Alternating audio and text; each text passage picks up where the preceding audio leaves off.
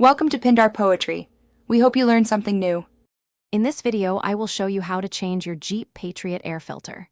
First, make sure your engine is completely off and cool to the touch.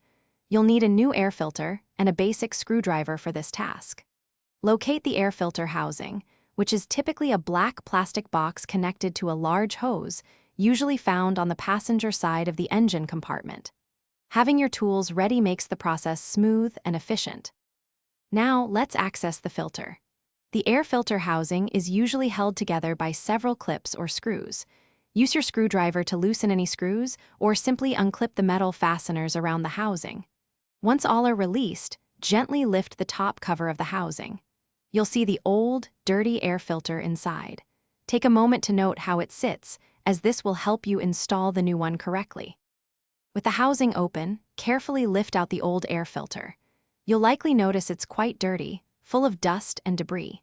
Before installing the new filter, take a clean cloth and wipe out any loose dirt or leaves from inside the air filter box. This ensures a clean environment for your new filter. Now, place the new air filter into the housing, making sure it sits flush and securely in its designated spot. Finally, it's time to secure everything. Carefully lower the top cover of the air filter housing back into place. Reattach all the clips or tighten the screws you removed earlier, ensuring they are snug but not over-tightened.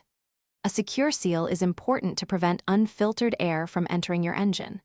Once everything is buttoned up, start your Jeep Patriot and listen for any unusual sounds, confirming a successful air filter change. Thanks for watching. Consider subscribing if we helped you.